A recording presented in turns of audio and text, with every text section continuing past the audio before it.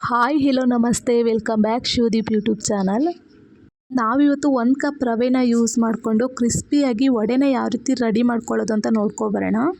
ಅದಕ್ಕೂ ಮೊದಲು ಸಬ್ಸ್ಕ್ರೈಬ್ ಆಗದೆ ವಿಡಿಯೋ ನೋಡ್ತಿರೋರು ಪ್ಲೀಸ್ ನಮ್ಮ ಚಾನಲ್ಗೆ ಸಬ್ಸ್ಕ್ರೈಬ್ ಮಾಡ್ಕೊಳ್ಳಿ. ಹಾಗೆ ವಿಡಿಯೋ ಇಷ್ಟ ಆದಲ್ಲಿ ಒಂದು ಲೈಕ್ ಮಾಡಿ.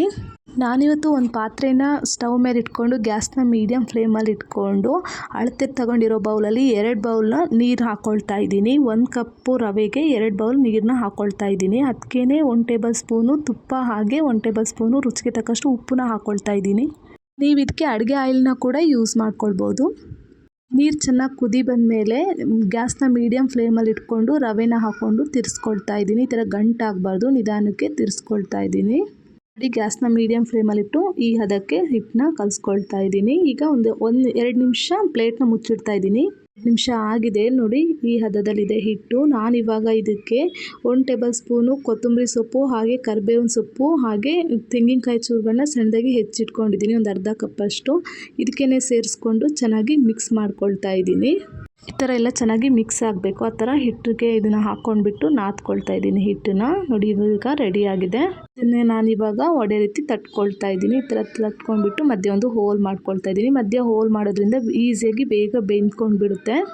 ನೀವು ಇದನ್ನ ಬೆಳಗ್ಗೆ ಬ್ರೇಕ್ಫಾಸ್ಟಿಗೆ ಬೇಕಾದರೆ ರೆಡಿ ಮಾಡ್ಕೊಳ್ಬೋದು, ಇಲ್ಲ ಸಂಜೆ ಸ್ನ್ಯಾಕ್ಸಿಗೆ ಕೂಡ ಇದನ್ನ ರೆಡಿ ಮಾಡ್ಕೊಳ್ಬೋದು. ತೆಂಗಿನಕಾಯಿ ಚಟ್ನಿ ಜೊತೆ ಇದು ಚೆನ್ನಾಗಿರುತ್ತೆ ಕಾಂಬಿನೇಷನು. ನೋಡಿ ಎಲ್ಲ ವಡೆಗಳನ್ನ ಈ ಥರ ನಾನು ತಟ್ಟಿ ಇಟ್ಕೊಂಡಿದ್ದೀನಿ. ಈ ಥರ ಎಲ್ಲದನ್ನೂ ರೆಡಿ ಮಾಡಿ ಇಟ್ಕೊಂಡಿದ್ದೀನಿ.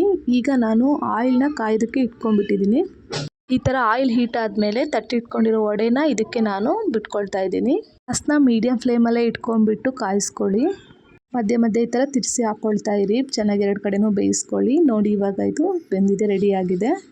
ನೋಡಿ ಈ ಥರ ಕಲರ್ ಚೇಂಜ್ ಆದಮೇಲೆ ತೆಗೆದಿಟ್ಕೊಂಡ್ರೆ ಆಯಿತು, ರೆಡಿಯಾಗಿದೆ ಇದು. ಇವಾಗ ನೋಡಿ ಎಷ್ಟು ಕ್ರಿಸ್ಪಿಯಾಗಿ ಬಂದಿದೆ ಅಂತ. ನೋಡಿ ಎಷ್ಟು ಚೆನ್ನಾಗಿ ರೆಡಿಯಾಗಿದೆ ಅಂತ ನೋಡ್ತಾ ಇರ್ಬೋದು ನೀವು. ಇದು ಟೇಸ್ಟ್ ಕೂಡ ಅಷ್ಟೇ ಚೆನ್ನಾಗಿರುತ್ತೆ.